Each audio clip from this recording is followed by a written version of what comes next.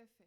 Merci beaucoup Perrine, merci beaucoup à vous toutes et tous d'être ici ce soir dans l'usine du Mai, donc adjacente au creux de l'enfer.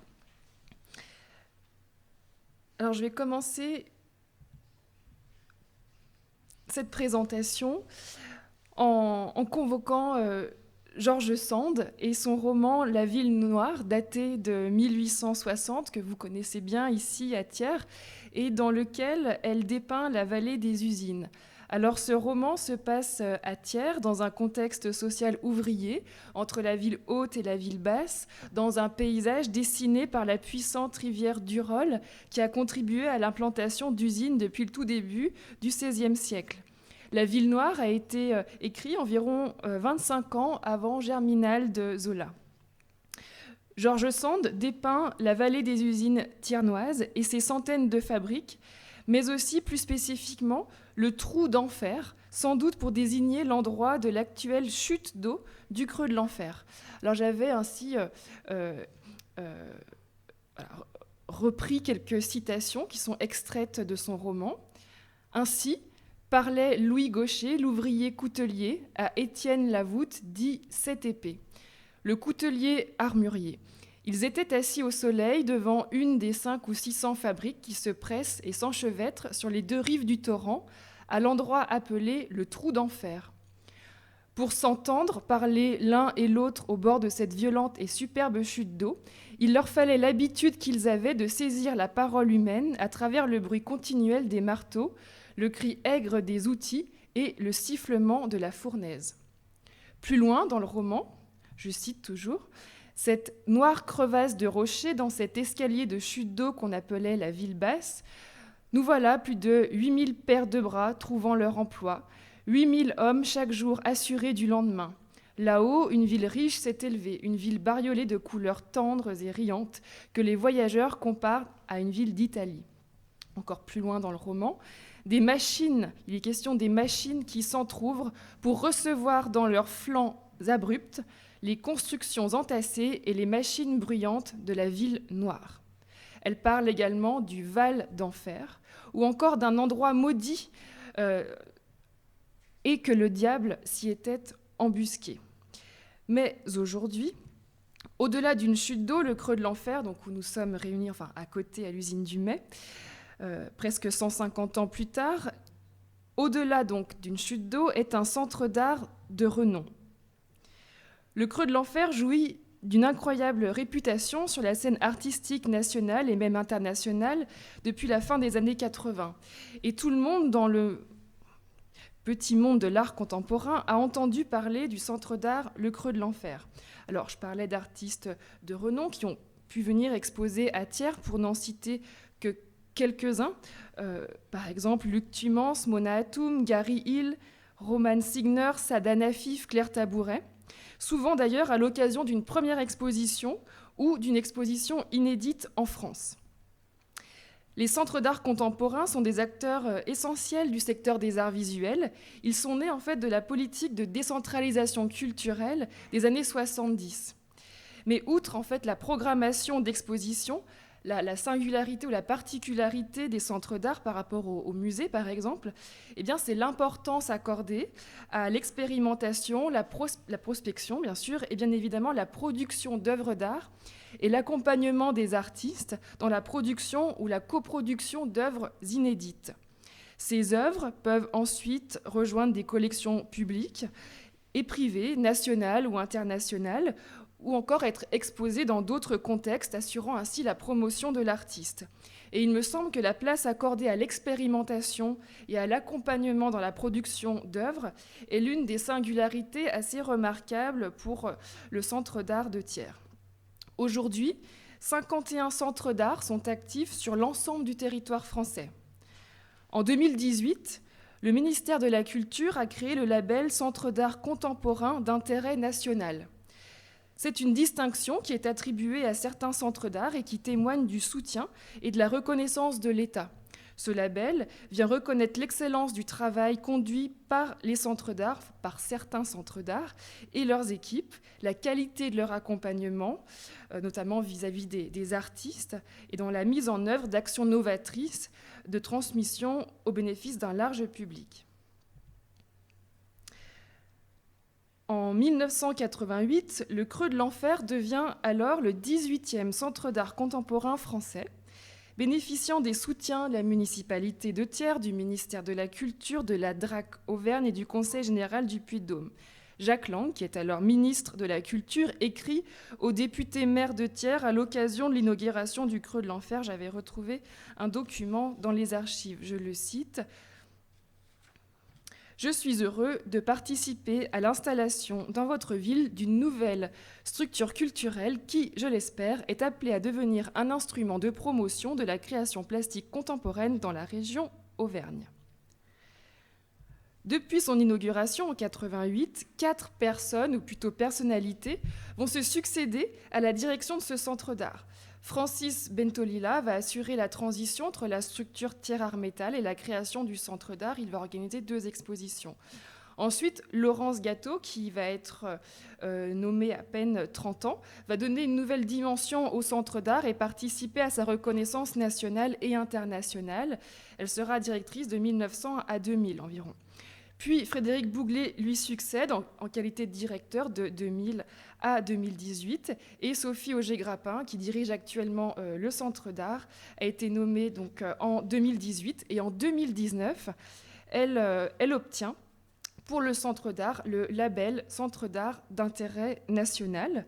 Le Centre d'art de Thiers, le Creux de l'Enfer, devenant ainsi le premier centre d'art contemporain labellisé de la région Auvergne-Rhône-Alpes. Alors, cette conférence aujourd'hui, cette présentation, est l'occasion de déplier à la fois mon récit et les histoires reconstituées autour de cette institution culturelle et artistique, finalement aussi emblématique qu'atypique. L'occasion de commencer à restituer un travail de recherche qui a pris la forme d'une véritable enquête dans l'histoire artistique de ce centre d'art, et de revenir alors dans un premier temps un peu sur ma méthodologie que j'ai sans cesse dû réinventer, sur la finalité de ce travail, et puis dans un deuxième temps, je vous proposerai une première plongée dans cette histoire artistique en revenant sur un certain nombre d'œuvres produites entre 88 et aujourd'hui. Alors ce travail en fait de recherche remonte à l'année 2019. J'ai oublié de vous montrer ce slide. En 2019, je suis contactée par la nouvelle directrice du Creux de l'Enfer, Sophie Auger-Grappin, qui me propose de participer en qualité de partenaire scientifique à la mise en place d'un projet DRAC, émis donc par la Direction régionale des affaires culturelles, un projet DRAC intitulé « Mémoire des XXe et XXIe siècles ». Pour être validé, un projet DRAC doit associer une institution culturelle et un partenaire scientifique, à savoir un chercheur universitaire, pour la contribution scientifique. Alors au départ, le projet tel qu'esquissé consistait à ce que j'étudie en 2020, pendant environ 1 mois, les archives artistiques du Creux de l'Enfer, présentées comme éclectiques et qui n'avaient jamais fait l'objet d'une diffusion publique, et parallèlement de faire numériser les ressources iconographiques. Puis dans un deuxième temps, à partir d'une sélection de quelques œuvres emblématiques exposées au Centre d'art depuis 1988, je devais ensuite, les semaines suivantes, définir des entrées problématiques ou des thèmes qui permettraient de retracer, sous la forme de 6 ou 7 courts textes d'environ 4 pages, l'histoire artistique du Creux de l'Enfer et le projet aujourd'hui développé. La finalité avancée était celle d'une restitution grand public sous forme de conférences et de diffusion des courts textes rédigés, accompagnés d'images accessibles en version numérique via la plateforme digitale du Creux de l'Enfer qui était alors en pleine restructuration. Il s'agissait aussi de numériser les ressources iconographiques et de produire des entretiens filmés avec des artistes ou des acteurs du Creux de l'Enfer. Voilà en somme comment je me retrouve embarquée dans ce vaste chantier qui prendra une toute autre dimension que celle esquissée initialement et pour lequel je me suis investie pleinement pendant quasiment 2 ans. Alors en 2020-2021, Nous sommes en pleine crise Covid, ce qui, malgré tout, n'a pas été un véritable frein pour cette recherche. Et peut-être même, avec le recul, je me dis que ces situations d'assignation liées à la crise sanitaire m'ont poussé à plonger dans cette histoire, parce que ce fut aussi l'occasion de vivre par procuration des expériences artistiques et humaines que je n'avais pas connues, de rentrer dans l'intimité d'un lieu emblématique de création, de traverser les époques, de partager et de raviver des mémoires, des histoires intimes, celles d'investissements hors normes, d'échanger avec des artistes très différents, mais aussi des acteurs du monde de l'art aux personnalités très prononcées, parfois de reconstituer des pans de l'histoire artistique incroyable d'un lieu assez atypique et de travailler un petit peu comme une enquêtrice. Alors fin 2019, le projet obtient le soutien de la DRAC, c'est-à-dire qu'un financement obtenu permettra notamment de financer la mise en forme de la plateforme numérique qui accueille aujourd'hui les textes accompagnés d'images, mais aussi de faire scanner les hectas, c'est-à-dire ces images argentiques, un petit peu comme des diapositives produites entre la fin des années 80 et le début des années 2000 et qui constituent la seule trace iconographique matérielle de cette vaste histoire artistique jusqu'à l'avènement de la photo numérique.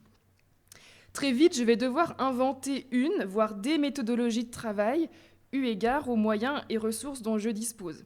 Alors ce travail, d'ailleurs, met en lumière des problématiques liées à l'archive de l'exposition. Et ce sont des questionnements finalement assez récents. Comment une institution culturelle peut-elle garder trace des expositions et en rendre compte à un large public ? C'est une mission en fait vraiment conséquente qui doit être conçue, anticipée et qui ne peut pas être menée sans une véritable réflexion, mais aussi des moyens alloués à cela. Et à travers ce projet DRAC, finalement, Sophie Auger-Grappin a mis en lumière ces problématiques qu'elle questionne encore aujourd'hui. Alors, avant de poursuivre, je rappelle ma mission initiale qui avait été précisée après la validation du projet DRAC, restituer à un large public une histoire artistique de plusieurs décennies qui témoigne de la singularité du Centre d'art Le Creux de l'Enfer, en résonance avec le projet développé aujourd'hui. Et comme tout projet, il s'agit de mesurer l'écart entre la spéculation initiale et la réalité des moyens, mais aussi, je dirais, de terrain. Alors pour des questions de calendrier et de problématiques sanitaires, bien sûr, cette recherche débute finalement fin septembre 2020. Je me rends à Thiers, au Creux de l'Enfer, pour récupérer les archives à étudier pendant 1 mois.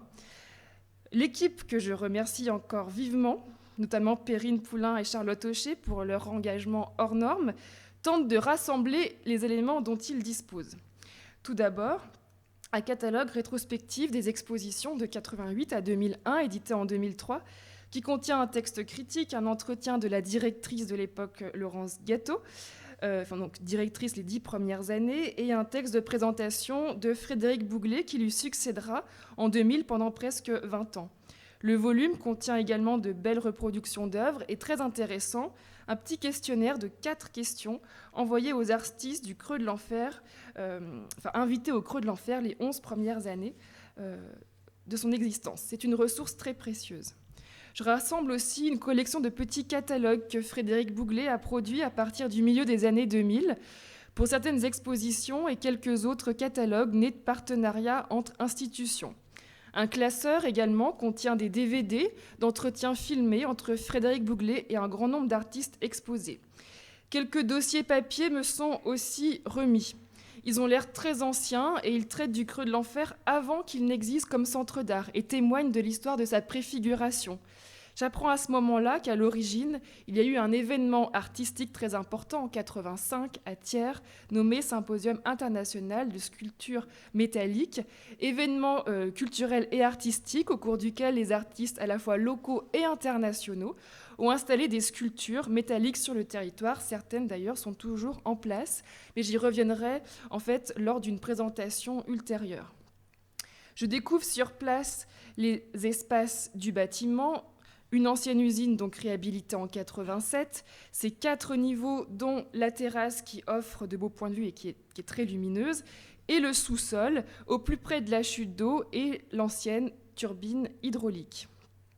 Le sous-sol d'ailleurs a servi d'exposition pendant un certain temps. Je découvre également la grotte, cet espace au premier niveau semi-troglodyte dénommé la grotte, est extrêmement prisé également par les artistes pour des installations.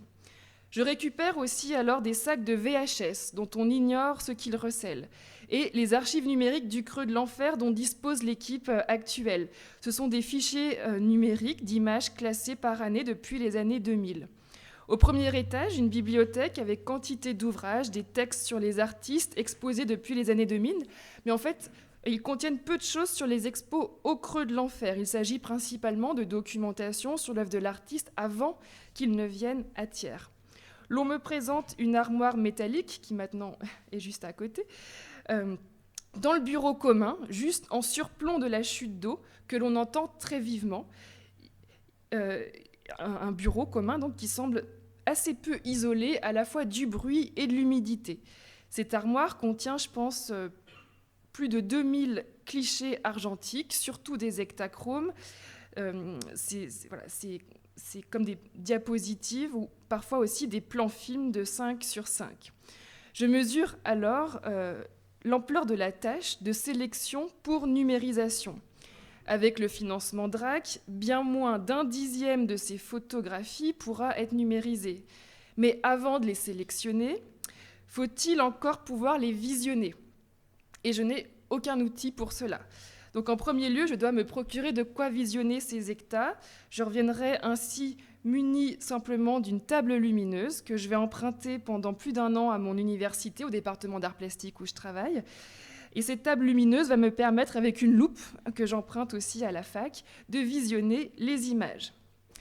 Ensuite, à partir d'une liste éditée avant son départ par Frédéric Bouglet, qui recense les expositions au Creux de l'Enfer depuis son inauguration en 88, je commence à me plonger dans les documents, à tenter de reconstituer une chronologie, à documenter les expos. Mais pour commencer, je n'ai quasiment aucune archive sur les projets d'expo pour Thiers. Il me manque aussi les communiqués de presse, les articles de presse, etc.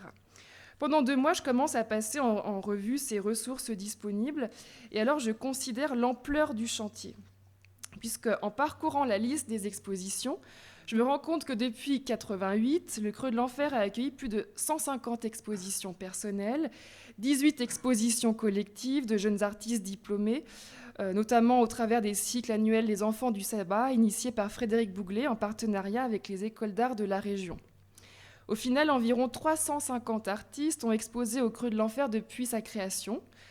Le chantier s'annonce donc vertigineux.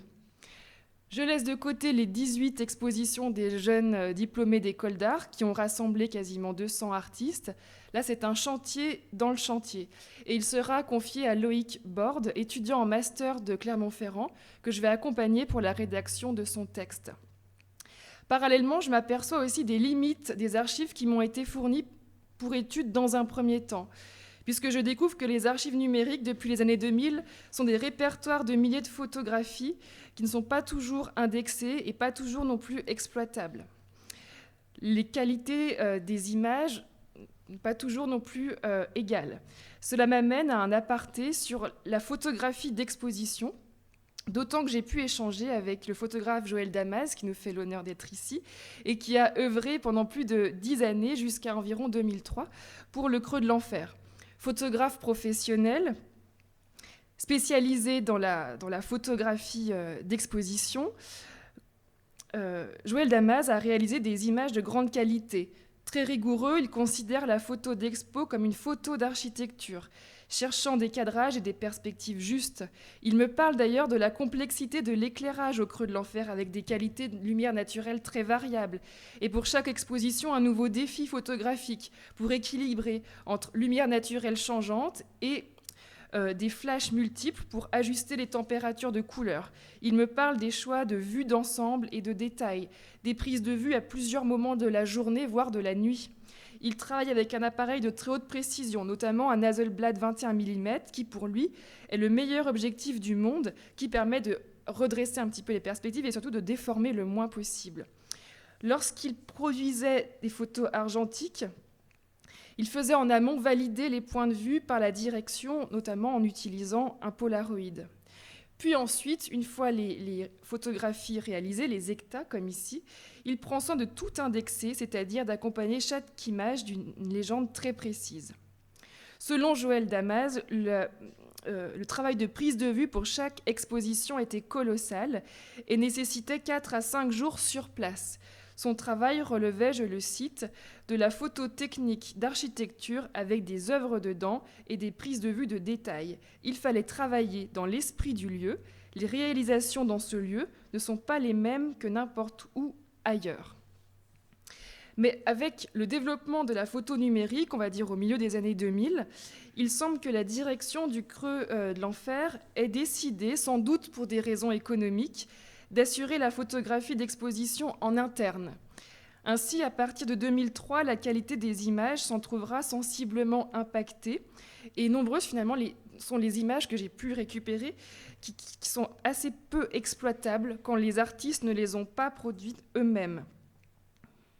Souvent aussi, au vu des archives numériques fournies, les images manquent. Mais depuis, on va dire 2013, Vincent Blébois, photographe d'exposition, produit des iconographies hautement qualitatives et précisément indexées. De plus, aujourd'hui, Sophie Auger-Grappin fait réaliser pour chaque exposition un film restitué au public puisqu'il est mis en ligne. Et ces films, en fait, donnent accès aux coulisses de l'exposition, donc les moments de montage, mais aussi la finalité de l'exposition. L'artiste est filmé dans l'exposition. Alors, je reviens à mon investigation. Comme dans un premier temps, j'ai très peu d'informations concrètes sur les expositions passées, je vais prospecter via des bases de données, notamment en ligne, qui dépouillent les revues et indexent les articles. Je recherche des articles de presse, je m'abonne à leur contenu. Je sonde aussi bien la presse locale que la presse spécialisée. Je procède artiste par artiste et je dois dire que, paradoxalement, les artistes les plus intéressants pour ce travail, du moins, sont les articles factuels, je dirais presque descriptifs, de la presse non spécialisée, la presse locale comme la Gazette ou la Montagne, qui en fait offre des détails très concrets. Finalement, la presse locale sera d'une grande ressource pour retrouver trace des expositions. Très rapidement également, je cherche à conduire des entretiens. En revanche, contrairement à ce qui avait été imaginé pour le projet DRAC, je n'ai pas les moyens de produire des entretiens filmés. Alors je procède simplement par téléphone, parfois je me déplace à Thiers ou à Paris, et ces paroles sont recueillies et seront d'une très grande ressource pour le travail de restitution. Donc voici finalement les entretiens que j'ai pu conduire avec un certain nombre d'artistes, mais également des acteurs et des personnalités associées au centre d'art. Alors parfois, il faut quelque insistance, trouver leur contact, relancer, prendre rendez-vous. J'ai choisi de ne pas enregistrer ces entretiens, mais de tout écrire en direct, puisque d'une part, il m'aurait fallu du matériel technique dont je ne dispose pas, et d'autre part, j'aurais dû demander des accords pour l'enregistrement. J'ai considéré que cela pouvait entraver la spontanéité de la parole.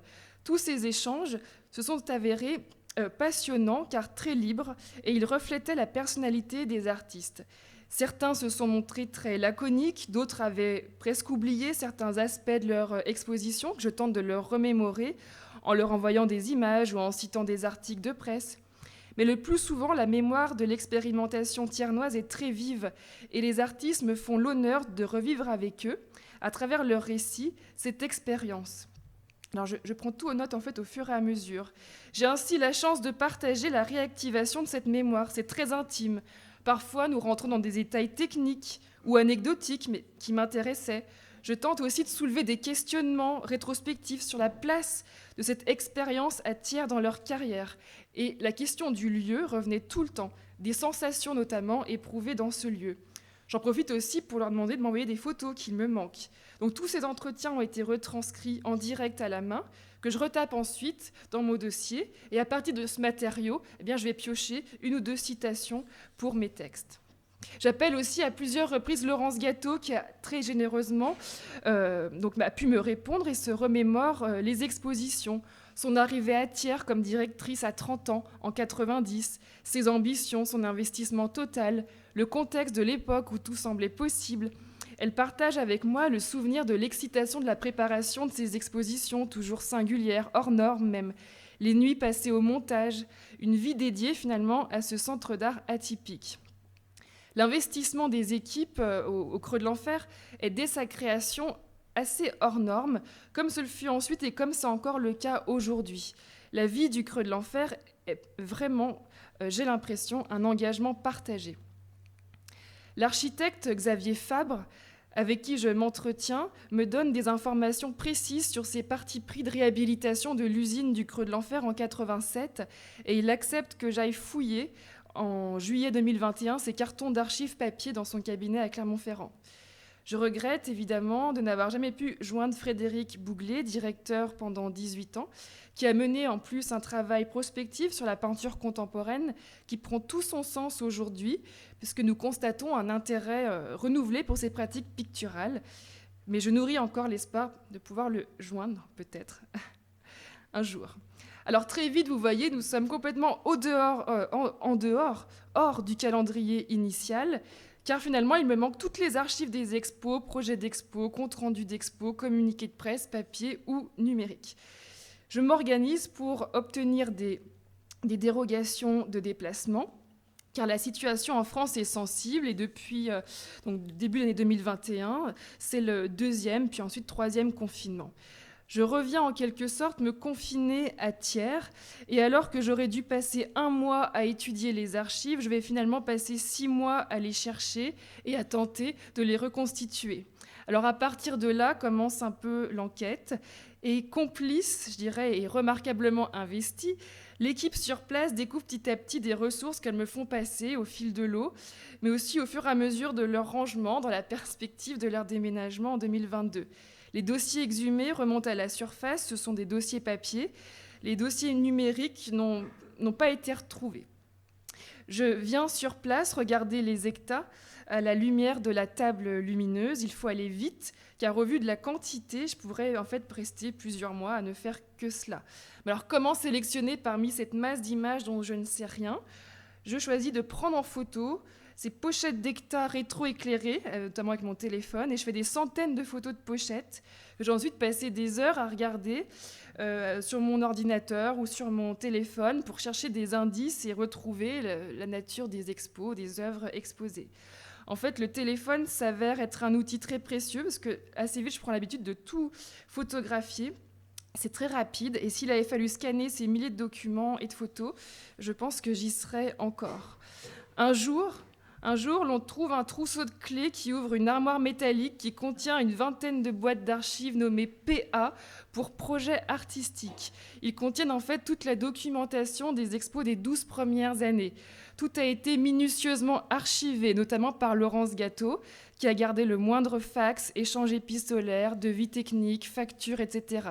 Tout est écrit à la main ou presque. Ce sont surtout des questions de budget qui sont discutées et de production, avec des aspects techniques et très concrets. Par exemple, où trouver des perruches ou des lapins, faire réparer un piano prêté abîmé pendant une performance, négocier des coproductions avec des institutions partenaires, acheter au meilleur prix des centaines de rouleaux de Vénilia, comment acheminer un camion de marbre rose, comment trouver des entreprises locales mécènes ou partenaires pour faire du thermoformage, se faire prêter des arbres, donner des plaques de métal ou encore des tonnes de litres de lait corporel, trouver une équipe pour aller puiser de l'eau dans la Durolle en rappel, pour faire appel aussi à un boucher afin de désosser des os moulés en silicone.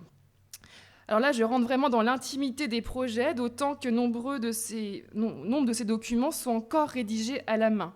C'est assez passionnant, je dois dire, et je revis le chantier de chaque expo, car chaque exposition est une entreprise toujours renouvelée et singulière, en somme un véritable défi pour mettre en œuvre, avec des moyens limités, des productions inédites, en faisant notamment appel à l'engagement sans faille des équipes locales, aux agents municipaux, aux compétences très larges et précieuses du bassin industriel et des savoir-faire artisanaux thiernois.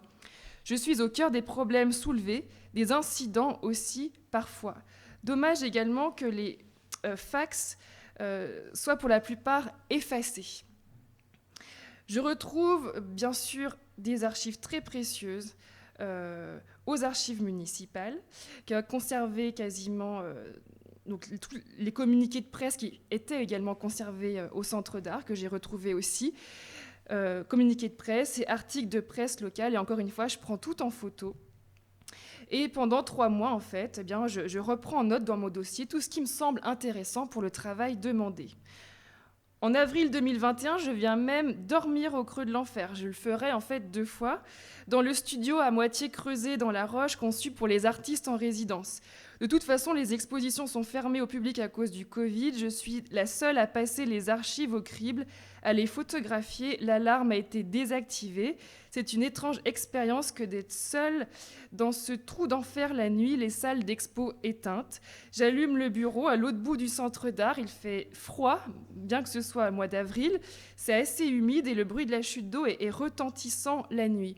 Alors c'est vrai que cette expérience en fait nocturne sur place me permettra aussi de mieux comprendre et ressentir les récits des artistes avec lesquels je pourrais m'entretenir et qui ont vécu sur place le temps des montages ou dans le cadre aussi de leur résidence. En fait, pendant 9 mois, donc bien au-delà du mois prévu initialement, je vais me prendre au jeu et passer beaucoup de temps à compulser des informations, à essayer de saisir quelles étaient les expositions, alors pour une petite partie en plus d'elles bien sûr. Je m'intéresse aussi à la naissance du creux de l'enfer, aux dimensions politiques et historiques de son inscription territoriale et à l'histoire de la coutellerie. En compulsant les ressources et les informations, j'entrevois la nature des expositions sur les 30 dernières années et tente d'esquisser ces fameuses entrées thématiques du projet DRAC. J'opère une sélection d'œuvres ou d'artistes. Je définis les 6 thèmes ou entrées problématiques mais qui vont cesser d'évoluer, de s'affiner. Par exemple, au début, je pensais faire une entrée sur l'eau. Et puis, in fine, trop nombreuses sont les œuvres qui, d'une manière ou d'une autre, évoquent la Durolle selon diverses acceptions. Donc je revois mon plan et j'affine jusqu'à l'arrêter définitivement 7 mois plus tard, à force de le retravailler, à partir des informations que je continue de compulser. In fine, je vais mentionner environ 70 artistes, bien plus que prévu initialement, mais la sélection n'en reste pas moins importante. En juillet 2021, je dois m'arrêter. Je passe mon été à reprendre toutes ces notes. Et à partir d'un code couleur, en fait, je fais un travail de montage et j'établis mon plan. Septembre 2021, j'attaque la rédaction des textes pour tenir les délais. Et finalement, chaque texte fait plutôt 6-7 pages que 4 pages. Également précisé de 300 notes de bas de page dans lesquelles j'indique toutes mes sources pour qualifier ce travail de scientifique. J'insère aussi quantité de citations dans ces textes pour combiner les différents points de vue et ressources de cette histoire artistique faite d'une pluralité de voix et de mémoires.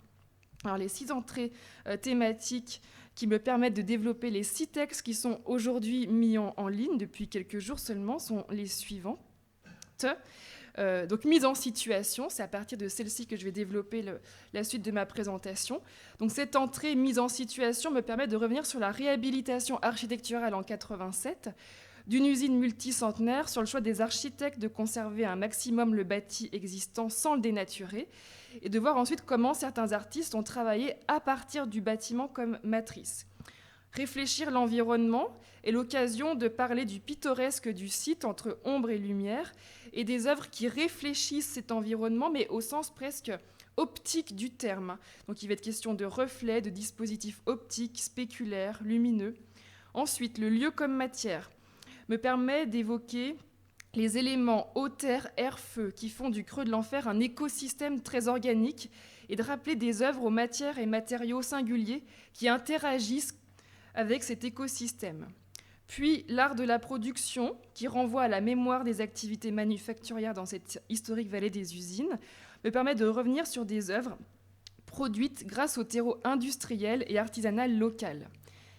Esprit des lieux est l'occasion de fouiller l'origine de cette appellation, creux de l'enfer, et de convoquer des œuvres qui partent de cette mythologie et relèvent de la narration fantasmagorique et d'histoires de présence et d'absence. Et enfin, machinerie, qui est le nom technique en fait pour qualifier des engrenages hydrauliques, nous ramène au mouvement et permet de rappeler que cet espace, le creux de l'enfer, a été le lieu d'exposition d'œuvres elles-mêmes animées, mécanisées ou qui mettent en mouvement. Dans chaque texte, j'essaye de rendre compte d'expériences artistiques singulières, eu égard aux espaces d'exposition. J'essaye de partir d'éléments concrets, c'est-à-dire de partir des œuvres elles-mêmes. Je tente conjointement de porter les paroles plutôt que j'ai pu collecter ou retrouver.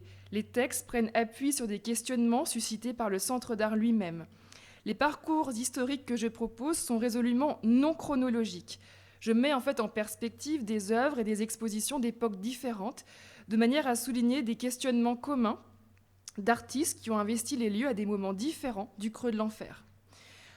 Par l'organisation des textes, en fait, je tente de rendre sensible ces correspondances et surtout, j'espère, vivante cette histoire artistique dans laquelle je me suis plongée et parfois même que j'ai imaginé avoir vécu. Alors pour la mise en ligne, je propose une sélection d'images. Alors je reviens d'ailleurs, je fais une sélection des hectares argentiques pour scannage. Le scannage a révélé des photos malgré tout assez ternes. Alors on se demandait, ces hectares soumis pendant parfois plus de 20 ans à une humidité permanente, sont-ils recouverts ou pas d'une petite couche de moisissure ? Bon. Mais voilà un nouveau chantier en perspective s'il s'agissait par exemple de les restaurer. Donc ce travail a été remis en avril 2022 et in fine, donc je vous montre d'autres photos d'hectares que j'ai classées et que j'ai reclassées.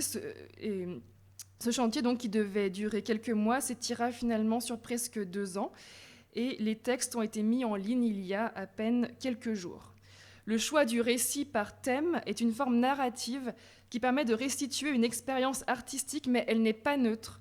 Les très nombreuses notes de bas de page permettent de préciser la nature de mes sources et ressources, et les nombreuses citations et paroles que j'ai insérées viennent étayer mon propos, mais surtout elles colorent ces parcours transhistoriques d'une pluralité de voix, de points de vue et de mémoire, car il y a autant d'histoires du creux de l'enfer que de mémoire et de points de vue. Ainsi, ce que je propose, ce ne peut absolument pas être l'histoire exhaustive du creux de l'enfer, ce sont des histoires, des récits partiels, amenés à être complétés d'ailleurs, relus à partir de nouvelles données qui pourraient être trouvées, qui ne cessent d'ailleurs de me parvenir, mais aussi réactivés au regard des projets en cours et à venir qui peuvent s'inscrire en résonance avec ces entrées thématiques, mais à un moment donné, il faut quand même savoir s'arrêter. Donc avant d'enchaîner avec mise en situation, je voulais quand même vous montrer l'interface. Donc les textes ont été mis en ligne, voici, ici. Et par exemple, je peux cliquer sur le premier. Alors s'affiche dans un premier temps un carrousel qui contient des images que l'on retrouvera au fil du texte, comme un petit peu une entrée en matière. Et lorsque vous cliquez sur une image, voilà, vous pouvez avoir également l'information avec la légende qui va apparaître. Quant au texte lui-même, donc là c'est peut-être un peu petit, eh bien, il est ponctué à la fois de notes qui sont mes sources. Et lorsque vous cliquez sur cette petite flèche, eh bien, vous remontez directement à l'appel de notes en question.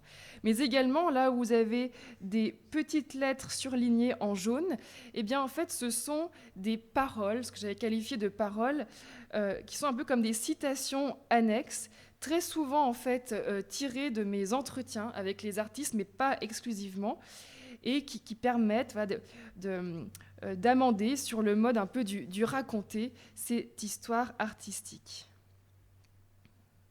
Donc voilà, là, c'est l'un des 6 textes. Il y a bien sûr 7 textes, puisque je n'oublie pas le travail de Loïc Borde avec son texte intitulé « Les enfants du sabbat », donc dédié aux expositions d'artistes diplômés de la région Auvergne-Rhône-Alpes. Alors je poursuis, j'essaie de reprendre mon diaporama. Alors après, on aura peut-être l'occasion à la fin de cette présentation de poursuivre ces questionnements sur cette méthodologie, puisque en fait c'était bien plus complexe que ce que j'ai pu exposer dans cette première partie, voire même parfois très incongru, très surprenant, mais néanmoins très intéressant. Donc je poursuis avec donc cette première occurrence intitulée « Mise en situation ». C'est dans le fracas de la Durolle et des tambours du Bronx, à la lumière des braseros qui brûlaient dans la vallée des usines, que le Centre d'art contemporain du Creux de l'Enfer a été inauguré en décembre 88, relate donc Alice Chevrier dans un article de presse régionale en 2018 à l'occasion des 30 ans du Creux de l'Enfer. 3 ans auparavant, Georges Tracas, qui est un artiste new-yorkais d'origine canadienne, est invité à participer au symposium de sculpture monumentale métallique. Donc j'aurai l'occasion de revenir sur cet événement fondateur lors d'une prochaine conférence. Il choisit d'intervenir alors, en 85, au pied d'une usine désaffectée depuis plus de 30 ans. Le récit de sa découverte est digne d'une légende. Donc, je le cite, c'est tiré d'une monographie sur Georges Tracas qui va paraître sous peu. Un soir, après mon travail, j'ai coupé le cadenas de la porte d'entrée de l'usine abandonnée du Creux de l'Enfer pour y cacher les bouteilles d'oxygène et d'acétylène avec le chalumeau, donc ce matériel de soudure. Le jour suivant, j'ai visité le bâtiment et j'ai mentionné à Alex Katz, qui était conservateur au musée de la Coutellerie, que l'espace était du sous-sol au dernier étage comme un voyage de l'enfer au paradis. Rapidement, Georges Tracas fait visiter le bâtiment en friche à Jean-Claude Pott, adjoint à la culture de la ville de Thiers. L'élu se remémore. On a fait le tour de cette usine qui était fabuleuse, magique, absolument superbe. C'était un lieu tout trouvé pour créer un centre d'art. Un an plus tard, en 86, la municipalité fait l'acquisition du bâtiment pour le transformer en un outil de développement culturel vivant, apte à fédérer des liens entre patrimoine, industrie et art contemporain. Laurence Gâteau, donc, qui va être la directrice pendant quasiment 10 ans, dira, lors d'un entretien en 2002, « Georges Tracas est le découvreur de ce lieu. C'est lui le premier qui a poussé les portes de cette usine et qui a persuadé les responsables municipaux qu'il fallait faire ici quelque chose pour l'art contemporain, pour les artistes. Il a inventé le Creux de l'Enfer. » En 1987... Ah, mais je ne suis pas en mode diaporama. Je me remets en mode diaporama.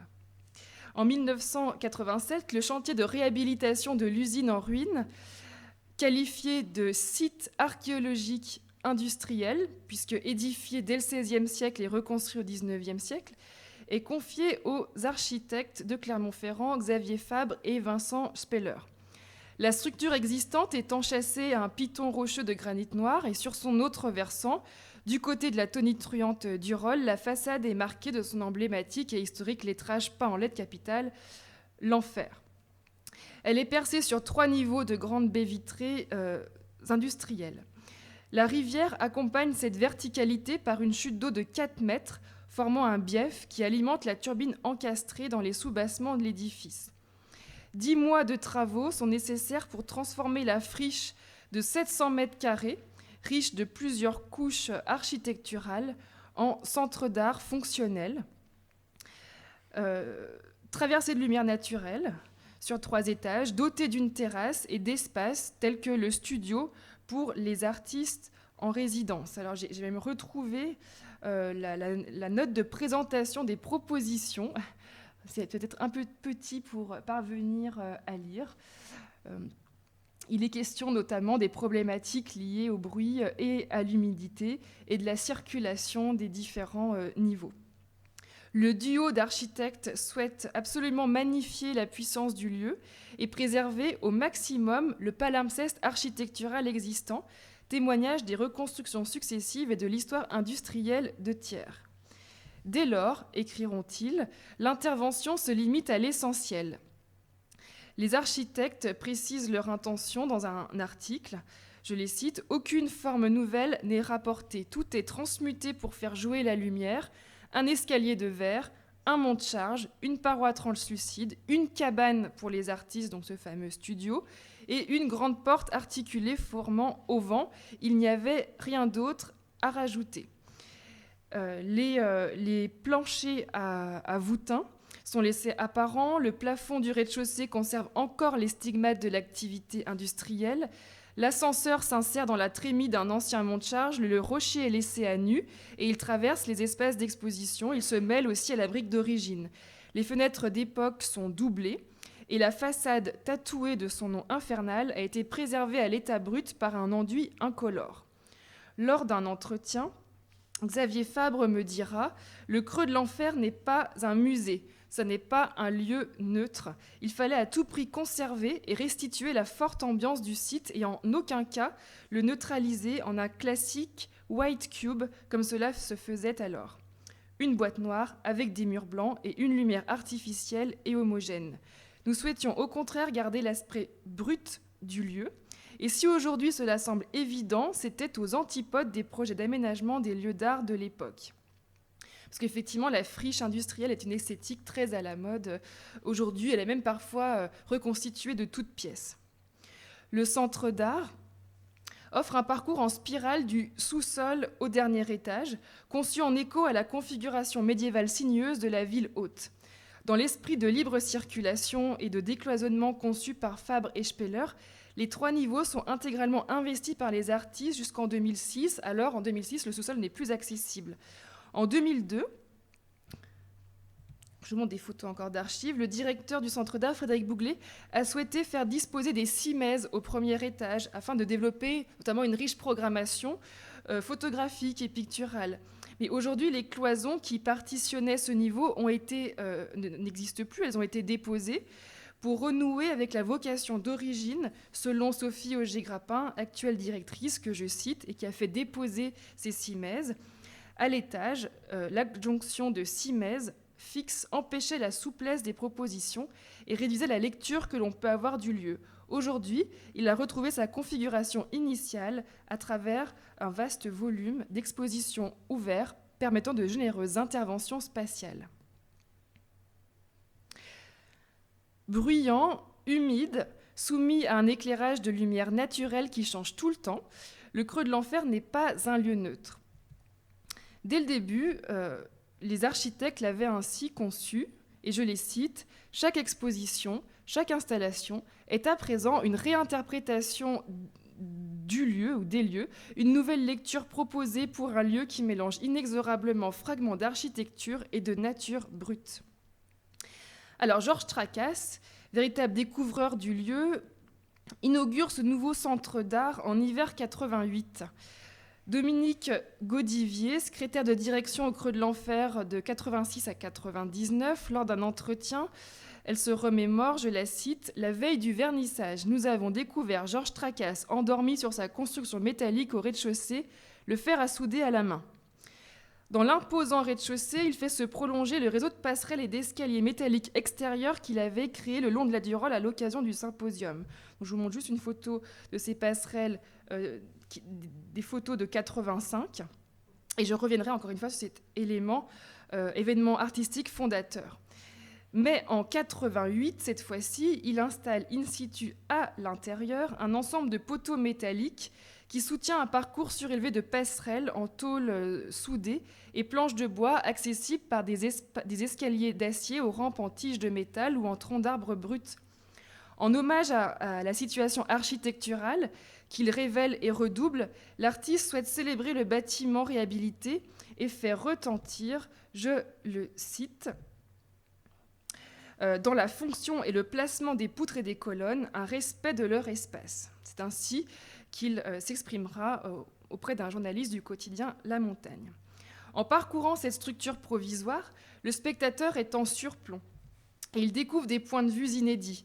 Il peut percevoir la Durolle depuis l'intérieur du bâtiment, du rez-de-chaussée, ou appréhender en vis-à-vis les reliques industrielles accrochées au plafond comme la poulie de bois qui est préservée lors de la réhabilitation.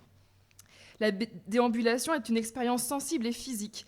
L'artiste précise dans sa monographie à paraître, le bas des fenêtres arrivait au niveau du cou. Les murs étaient épais. Avec la hauteur de plafond de 5 mètres, on se sentait perdu dans cet espace et la rivière n'était pas visible. J'ai construit des passerelles en acier avec des escaliers pour amener le corps au milieu de l'espace. Le spectateur pouvait ainsi sentir l'ambiance du lieu.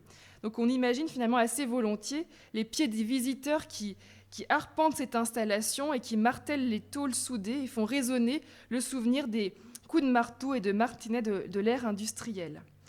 Depuis cette exposition inaugurale en 88, les artistes invités au Creux de l'Enfer peuvent considérer l'architecture de cette friche réhabilitée comme la véritable matrice de leurs projets artistiques. Nous pouvons dès lors parler de relations architectoniques, qui peuvent se développer selon des orientations plurielles et complémentaires. Par exemple, si l'on parcourt cette riche programmation de plus de 30 ans, j'ai pu remarquer des œuvres contextuelles situées qui s'accordent soit avec empathie ou bien retentissent par contraste vis-à-vis des espaces et des structures du bâtiment qu'elles soulignent ou reconfigurent, voire même parfois métamorphosent. Ainsi, en 2003, pour son exposition intitulée « Enfer ouvert au public », Pierre Ardouin conçoit, avec la réalisation d'un parcours surélevé à partir de l'infrastructure architecturale. Donc il conçoit effectivement un parcours de passerelle surélevée avec le soutien de la société lyonnaise Leyer Échafaudage.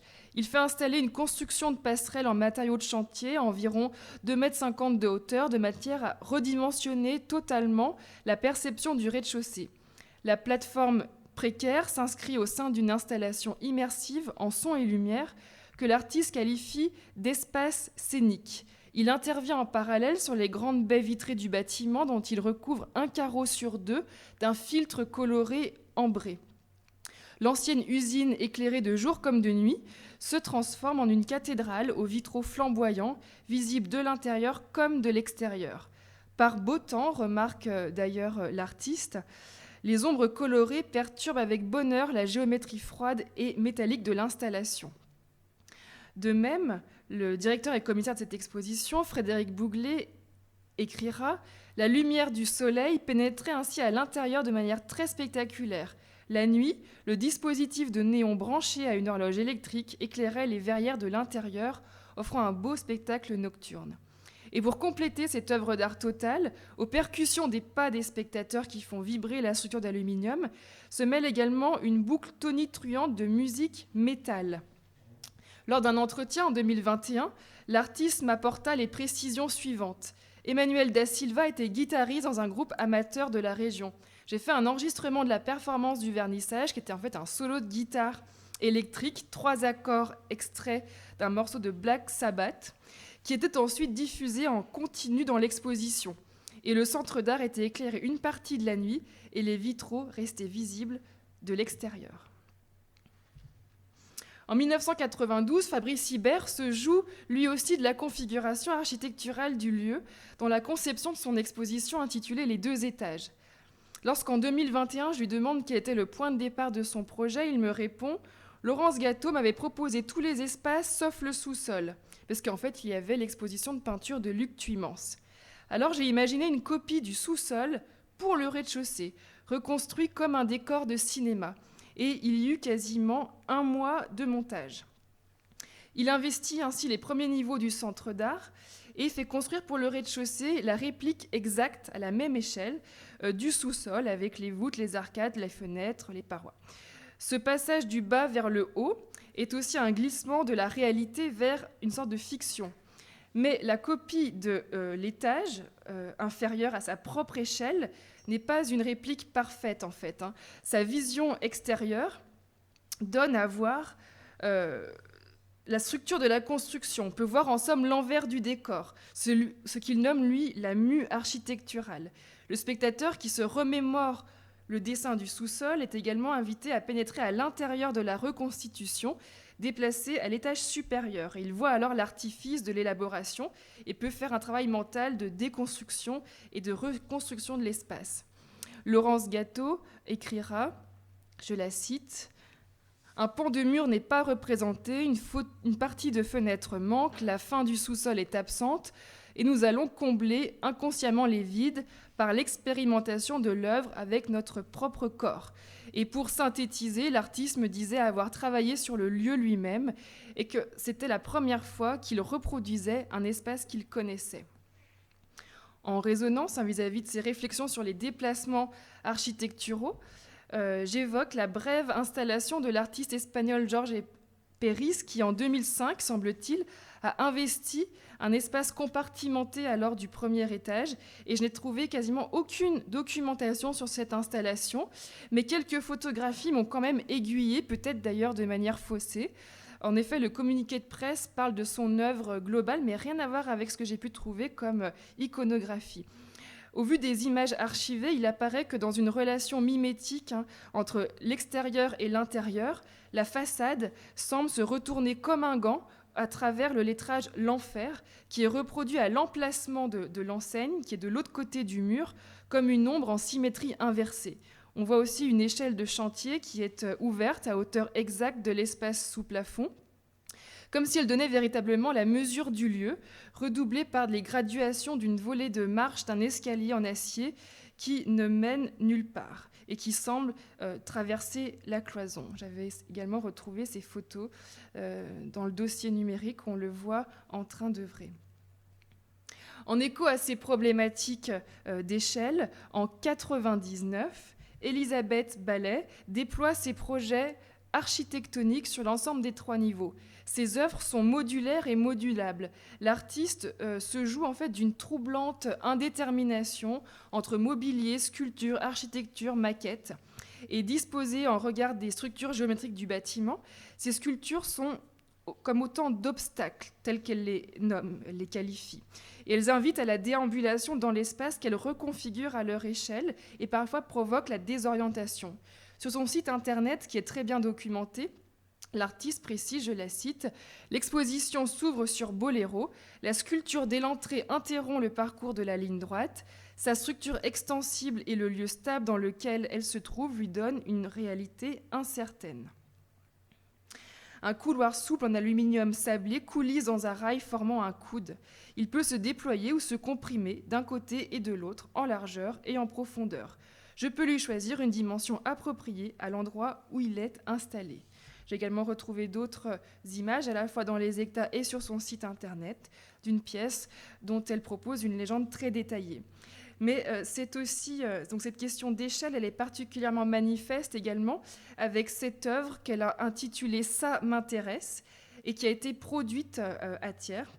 Il s'agit d'une pièce en aluminium ouvragée par un serrurier thiernois qui représente un maître de menuisier replié sur lui-même, déposé au sol.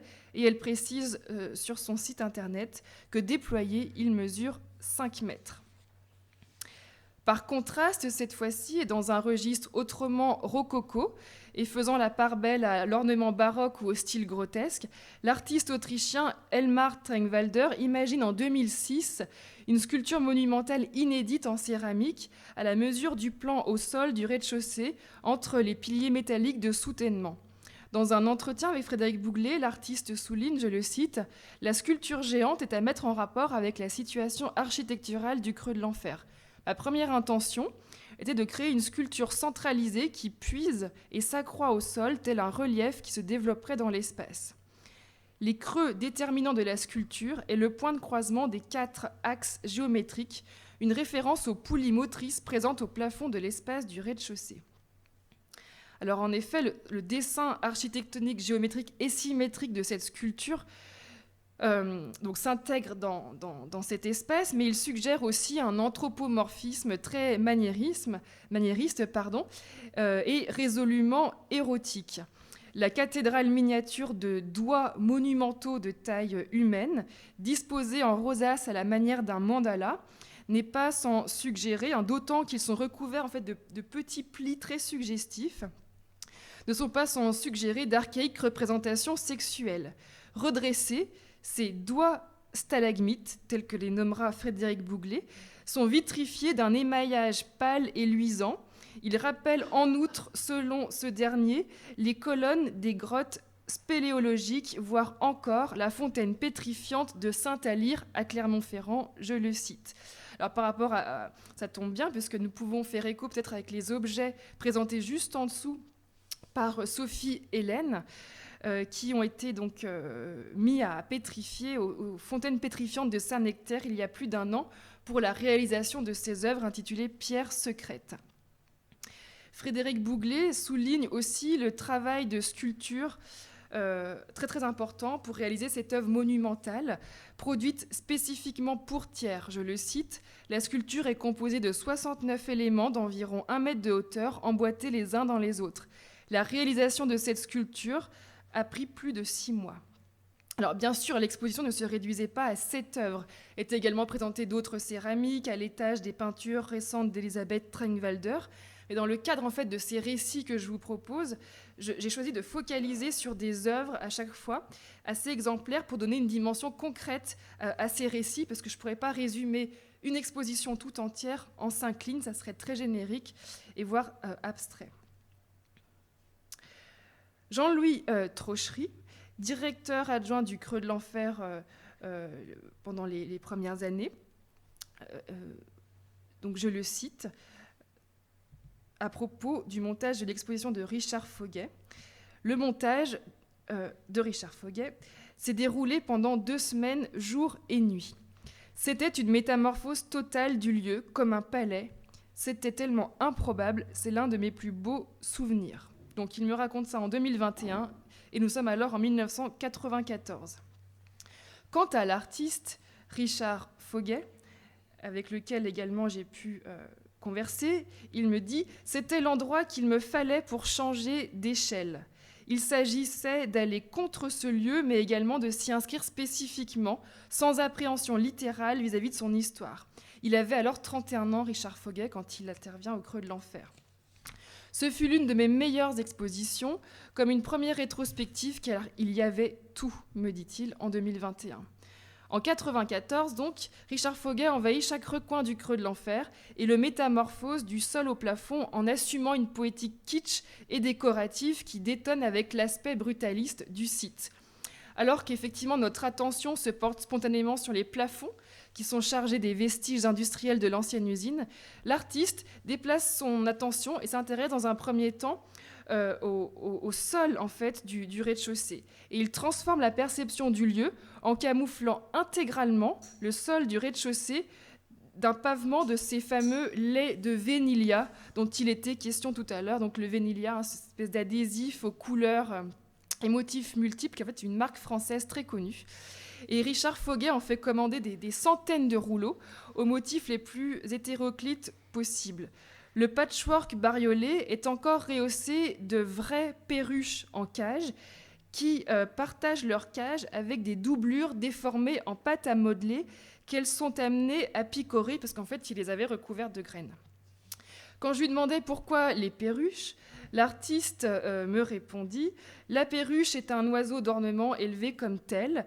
Elle venait d'un élevage de Clermont-Ferrand. Leur chant très puissant contrastait totalement avec le bruit ambiant du bâtiment industriel. » Comme dans toute son œuvre, caustique et facétieuse, l'artiste se joue en fait à déhiérarchiser les valeurs esthétiques et il détourne avec espièglerie l'univers domestique et les références populaires. Mais en fait, la cacophonie n'est qu'apparente, car tout a été finement ajusté en résonance avec les lignes de force du bâtiment. Donc on voit le plan au sol pour le vénilia, mais on remarque aussi que les volières des perruches redoublent à moindre échelle et avec ironie la cage de l'ascenseur adjacent, etc.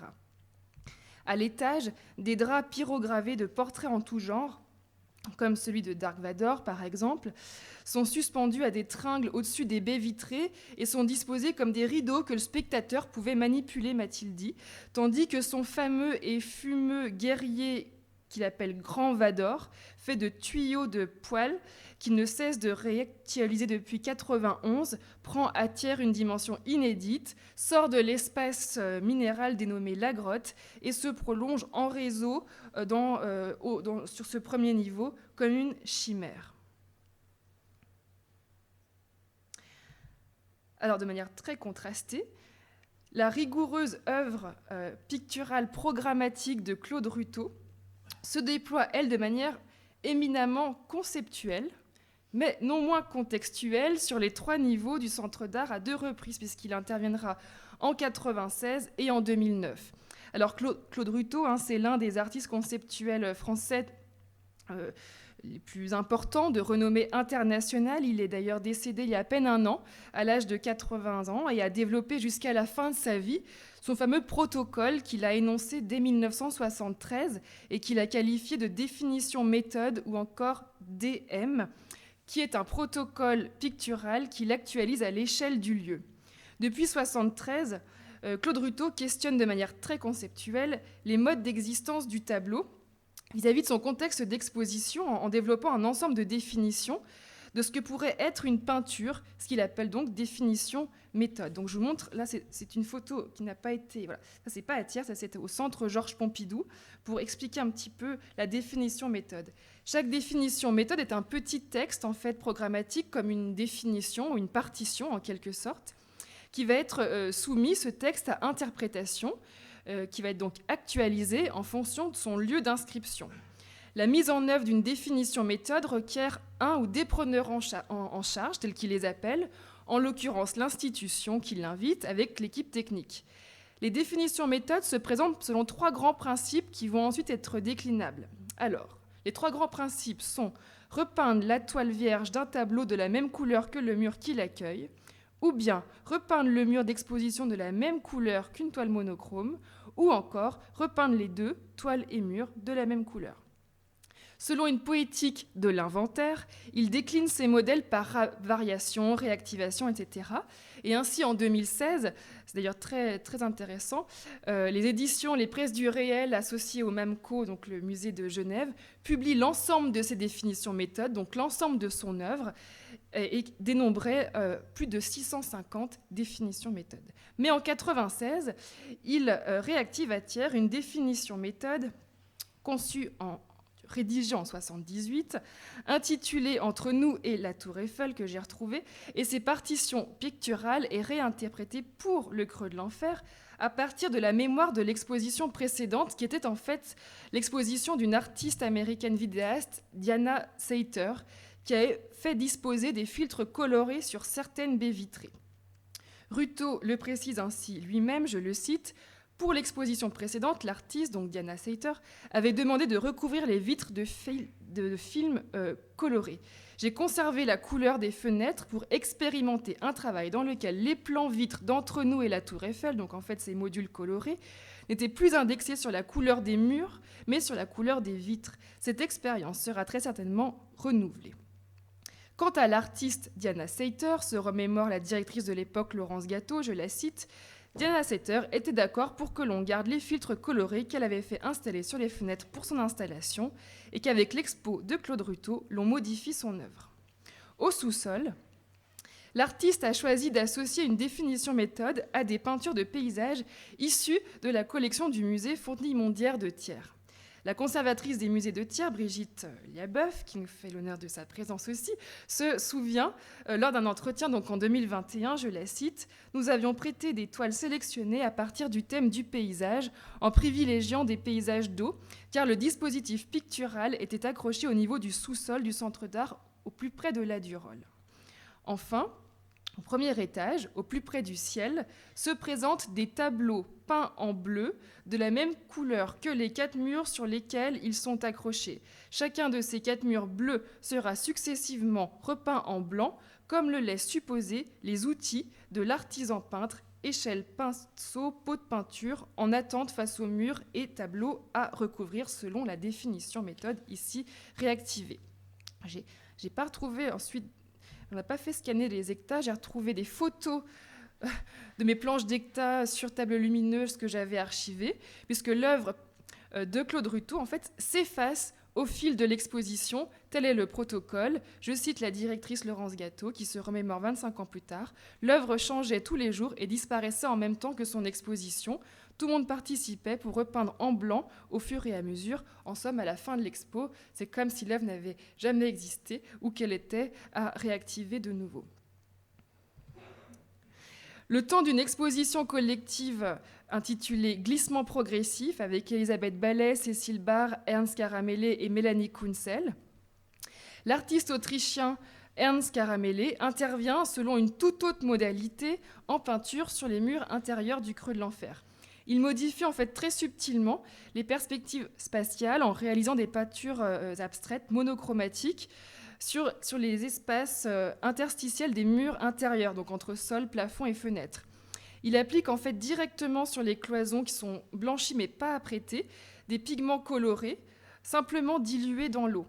Ce sont en somme comme des wall paintings de forme géométrique qui ne relèvent pas du tout du protocole conceptuel de Claude Ruteau, mais recomposent la perception de l'espace. Ces fragments colorés, in situ, sont comme des morceaux de couleurs qui peuvent évoquer d'ailleurs les tonalités mates des fresques renaissantes. Et ces rayons colorés font un fort contraste et redessinent le lieu, à l'instar de l'ondulation d'un plafond en voûtin qu'ils révèlent. Pour finir, lors d'un entretien en 2021, Jean-Louis Trochery, qui était alors directeur adjoint en 1997, me dit « Ce fut l'exposition la plus dingue en termes de logistique et d'installation. La phase de montage, avec la présence en continu de l'artiste et d'étudiants des Beaux-Arts de Clermont-Ferrand et tout le travail autour de l'exposition, était aussi important que l'exposition elle-même. » Alors l'artiste en question, c'est Laurent Pariante, qui lui-même précise, je le cite, « L'œuvre dématérialise l'architecture qui disparaît dans la lumière. Je n'ai pas recouvert les murs de blanc, mais de lumière. » Donc, à propos de cette monumentale œuvre architecturale ouverte à la fin de l'année 97, après 2 mois d'un véritable chantier et 1 année de préparation. Donc, comme en témoignent ces maquettes, l'installation est emboîtée à l'intérieur des 2 étages supérieurs et la structure conçue par l'artiste se présente comme un dédale. Ce dédale sera construit en plaques de plâtre enduite de craie vaporeuse finement poncée pour donner une matérialité un velouté particulier à la craie. Et c'était un travail de ponçage très collectif, m'a-t-il rapporté. Ce fut un travail énorme. Donc j'ai retrouvé trace aussi des détails techniques et logistiques qui attestent de l'engagement du Creux de l'Enfer, notamment dans l'aide à la production, le démarchage auprès d'entreprises partenaires. L'œuvre a bénéficié d'un mécénat de BPP France et a été réalisée par l'entreprise tiernoise Baraduc. Il a fallu 30 tonnes de placoplate, 5 tonnes de plâtre, 1,5 tonnes. Non, 1,5 tonne d'enduit, et l'on imagine volontiers le travail que cela représente. On imagine également volontiers, à l'intérieur de ce dédale, le spectateur désorienté, amené à déambuler afin d'éprouver la multiplicité des parcours et les qualités sensuelles et lumineuses de cette fameuse matière. Mitch Pierson, avec qui j'ai pu échanger, qui était médiatrice ici, artiste également, me rapportait son souvenir de cette œuvre. Les gens apparaissaient et disparaissaient. C'était magique, cette sensation de matière très tactile, haptique, fragile, comme les ailes poudreuses des papillons. Quant à Laurence Gâteau, elle écrit à l'artiste, c'est un fax que j'ai retrouvé qui n'était pas effacé, qui date de 98. Elle écrit à l'artiste en 98 « Ton œuvre prolifère dans tout l'espace du centre d'art. Son dialogue avec le lieu est si fort qu'il fait que le centre d'art est devenu ton œuvre. » Effectivement, ce réseau maçonné à l'échelle humaine est comme en fait un agencement de passages, de seuils, d'ouvertures et de couloirs qui se télescopent. Ce n'est pas de la construction, précise l'artiste, c'est un corps. Le spectateur est inclus dans ce dispositif d'un blanc phosphorescent et il peut se perdre dans cette construction comme une construction intérieure qui est extrêmement sensible aux variations de lumière naturelle. Le miracle, écrit un critique d'art de l'époque, Jean-François Dumont, je le cite, c'est la craie qui enduit les murs et polie à la main. L'architecture est comme éblouie. La sculpture disparaît. L'œuvre n'est rien d'autre que de la lumière. Disposée en quinconce, par rapport aux baies vitrées, la construction bénéficie d'un éclairage spécifique et à la tombée de la nuit, elle est également visible de l'extérieur. On le voit davantage sur cette image. Et pour finir avec cette première présentation intitulée « Mise en situation », donc qui permet de mettre en perspective des œuvres conçues à partir du lieu lui-même, je conclus avec cette phrase du directeur adjoint du Creux de l'Enfer en 1998, qui se remémore en 2021 cette installation incroyable, je le cite, « La structure architecturée était très matérialisée et en même temps, il y avait un jeu avec la lumière qui faisait que les surfaces apparaissaient vaporeuses, les contours s'effaçaient, c'était paradoxal et très intéressant en termes d'expérience sensible. »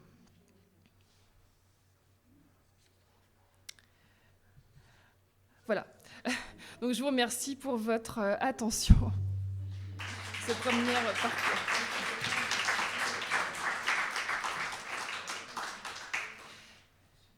Donc il s'agit d'un peu du première présentation. Je revenais sur la méthodologie.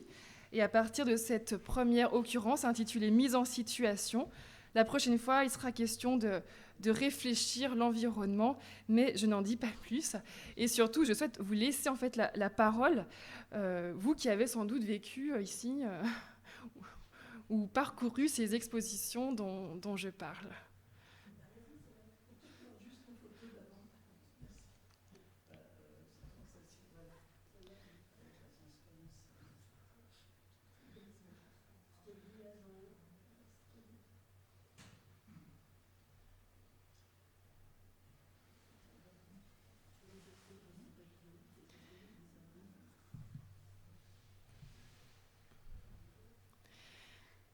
N'hésitez pas, si vous voulez que je repasse des slides de ce PowerPoint, je vous apporte d'autres précisions, mais vous surtout si vous avez des éléments, des mémoires à partager.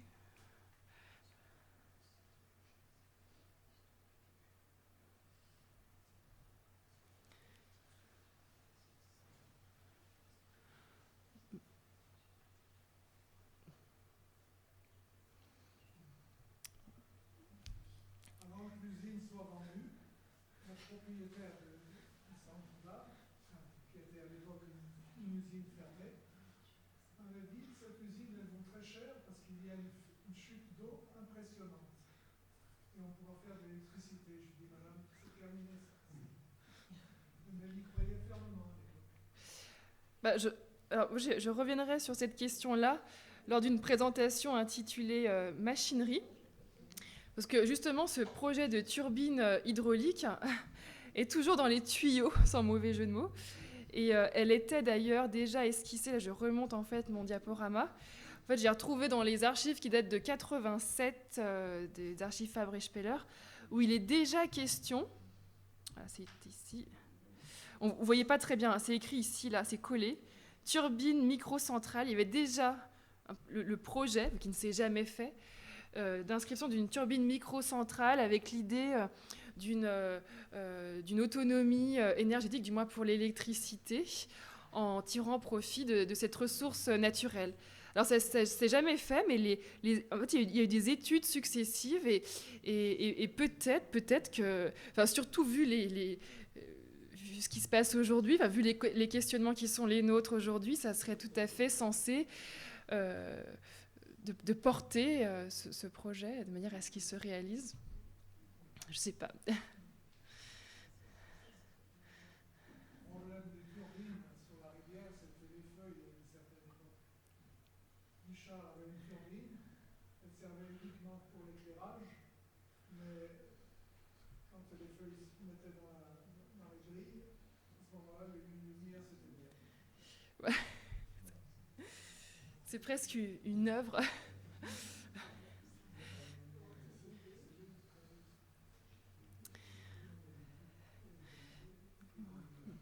Est-ce que cet artiste qui a découvert ce lieu est revenu? Est-ce qu'on a une idée de ce qu'il devient? Qui ça, Georges Tracas? Il me semble qu'il est revenu régulièrement, hein, en effet. Ah bah voilà. Alors aujourd'hui, je ne crois pas. En revanche, effectivement, il revient sur ses inscriptions, sur ses installations, sur ses réalisations tiernoises, notamment dans le cadre de cette monographie.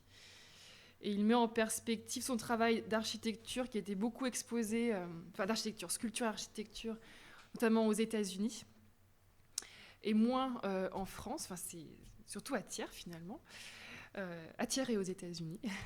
Et cette monographie permet de mettre en perspective l'ensemble de son œuvre. Mais j'en reviendrai parce qu'il n'y a pas que ça comme réalisation de la part de Georges Tracas, mais je ne vais pas tout dévoiler aujourd'hui. Mais lors d'une précédente, une prochaine présentation, il sera question d'un ouvrage qui n'est plus là, puisqu'il a été déposé en fait il y a quelques semaines, le fameux pont de l'Épée, qui est toute une histoire également, aussi tout à fait corrélée à l'histoire du creux de l'enfer, et qui a été déposée il y a quelques semaines pour rénovation. Mm, mm. Le symposium là, de la sculpture jusqu'en 85, là, il a continué combien de temps ce symposium Non, il n'y a eu qu'une seule édition. Mm, mm, mm. Moi, je n'ai vu aucune de ces expositions, mais je voyais bien votre présentation et je n'étais pas très bien. Merci. Moi, j'ai vu aucune de ces premières expositions, donc je vais aller Ouais. Mais là, ce que je vous ai montré, c'est pas chronologique. Alors après, peut-être que là, pour ce premier item, ce sont davantage des expositions on va dire de la première décennie. Et dans les prochaines présentations, voilà, je vais parcourir vraiment toute l'histoire jusqu'à aujourd'hui. C'est un travail très fourni, c'est un travail très profond. C'est assez important de l'avoir fait. C'est un travail universitaire colossal. Quand on voit les hectares, Ouais.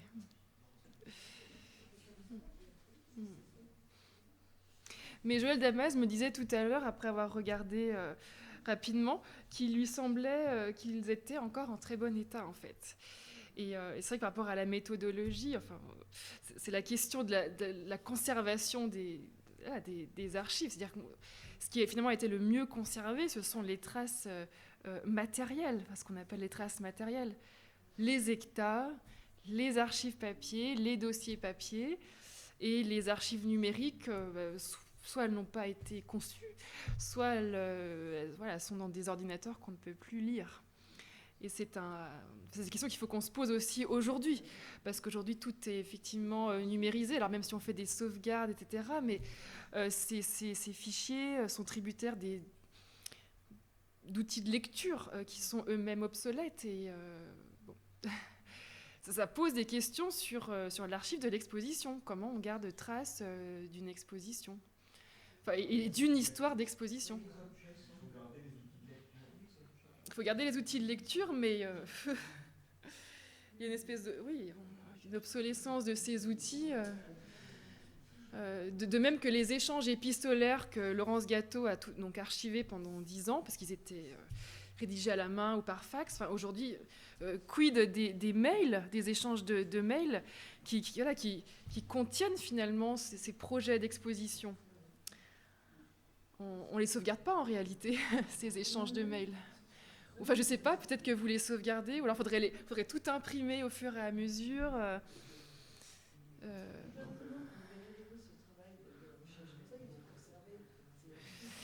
C'est ce qu'on... Effectivement, Sophie Auger-Grappin se questionnait, se dit, on prend beaucoup de photos, mais est-ce qu'effectivement on les indexe toutes ? Parce qu'une photo sans légende, 10 ans plus tard, c'est difficile de plus tellement l'utiliser. Ensuite, aujourd'hui, les outils numériques sont tellement développés qu'on est dans une autre configuration, en fait, ça n'a plus rien à voir. Mais après, la production des films qu'elle fait réaliser, c'est excellent, puisqu'on a vraiment un parcours depuis le début du montage jusqu'à la finalité de l'exposition. C'est mis en ligne très rapidement, donc c'est accessible par tout le monde. Après, oui, il faut bien les archiver, mais il faut les stocker, quoi, les conserver.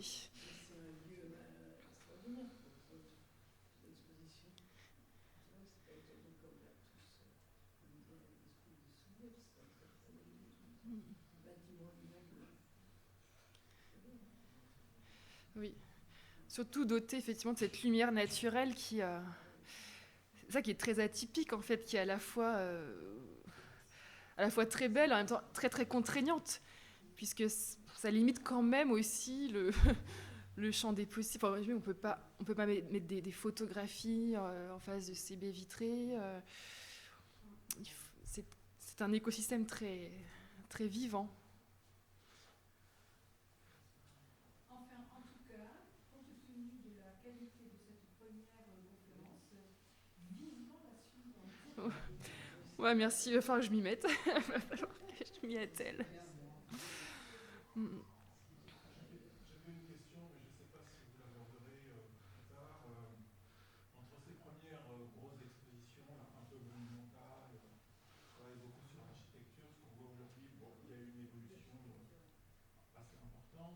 est-ce que corrélativement, vous avez dû étudier le montant des investissements ou des coûts des expositions des 15 premières années et aujourd'hui, et en quoi est-ce que cette évolution des budgets, dont je redoute qu'elle ne soit pas forcément à la hausse, a pu quelque part aussi influer la politique de production. Alors, je n'ai pas eu accès directement au budget. Enfin, j'ai eu accès en fouillant dans les archives papier. Alors, c'était en francs, et puis j'avoue que j'ai pas inventorié et fait les comptes. Mais en revanche, il me semble que les problématiques sont toujours un peu les mêmes, c'est-à-dire un budget limité et des ambitions très grandes. Et donc, à chaque fois, un défi pour trouver des partenaires, que ce soit des mécènes, des entreprises partenaires. Et en fait, dès le début, ça a été le cas. Hein. J'ai pu échanger avec des chefs d'entreprise qui m'ont expliqué comment ils ont pu produire des œuvres aujourd'hui de renommée internationale. Et ils ont contribué, je dirais, très généreusement à la production de ces œuvres parce que c'était de toute façon hors budget. Hors budget. C'est toujours plutôt une question de négociation, de partenariat, d'accord, d'échange. Et ça se poursuit encore aujourd'hui. Ça fait vraiment aussi partie du travail d'un centre d'art d'accompagner les artistes et d'arriver à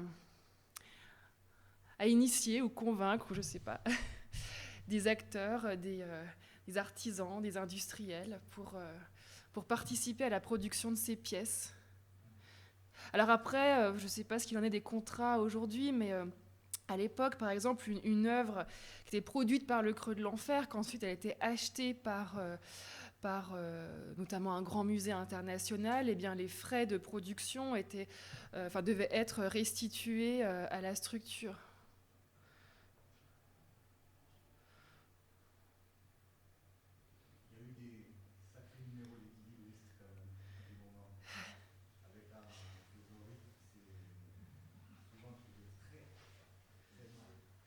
On a été trésoriers tous les deux.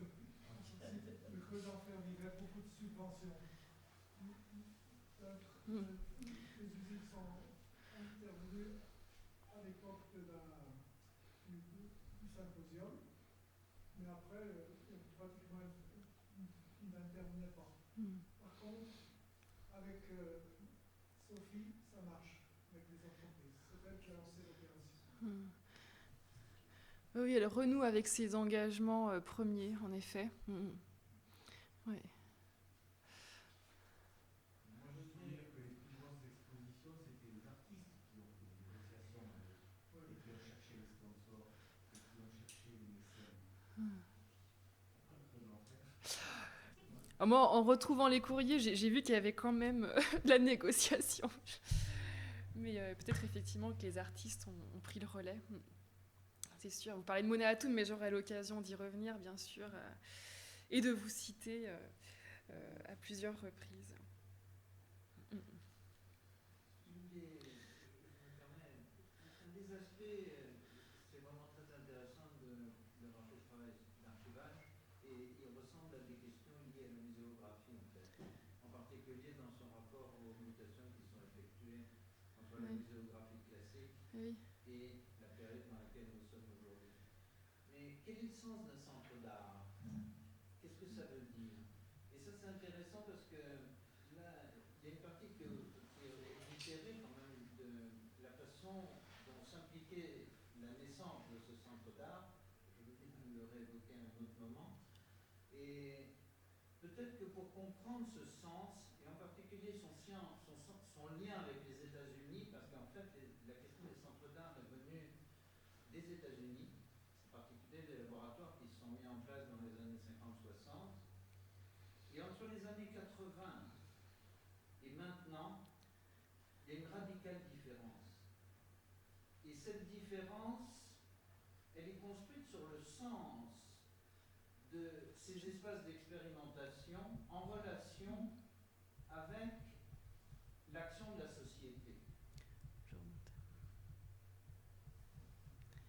Je remonte à ma petite cartographie des centres d'art que j'ai récupérée très récemment sur le site de l'Association des défenses des centres d'art nationaux. Ça existe.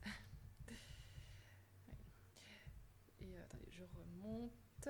Voici la cartographie des centres d'art aujourd'hui en France. Alors sur Paris, il y a une exception, puisque par exemple, le Palais de Tokyo est considéré comme un centre d'art. Voilà, c'est une des spécificités.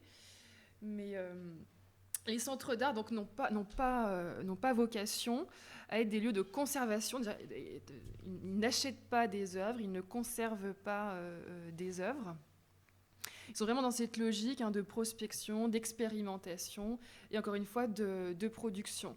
Les centres d'art sont tous financés par des financements publics, multiples d'ailleurs, et le budget moyen d'un centre d'art, j'ai encore en tête parce que je suis allée voir récemment, par rapport donc, aux subventions avec lesquelles il fonctionne, en France est de 400 000 € par an. Alors, je ne pourrais pas dire ce qu'il en est pour tiers, c'est une moyenne en tout cas sur le plan national.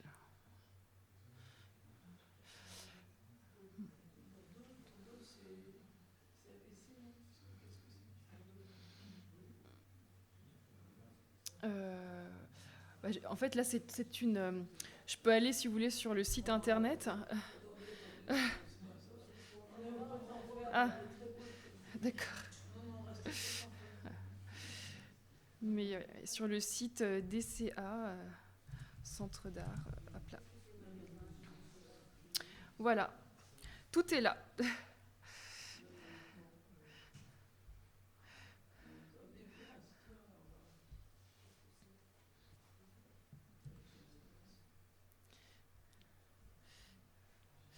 CAPC, effectivement. Bon, en fait, les statuts peuvent être différents. On voit qu'en Auvergne-Rhône-Alpes, il y a donc quatre centres d'art, dont 2 qui ont obtenu le label Centre d'art d'intérêt national. Et le premier label a été attribué au Creux de l'Enfer, en 2019. Le magasin, c'est Grenoble. C'est une COP. C'est une COP qui a été directrice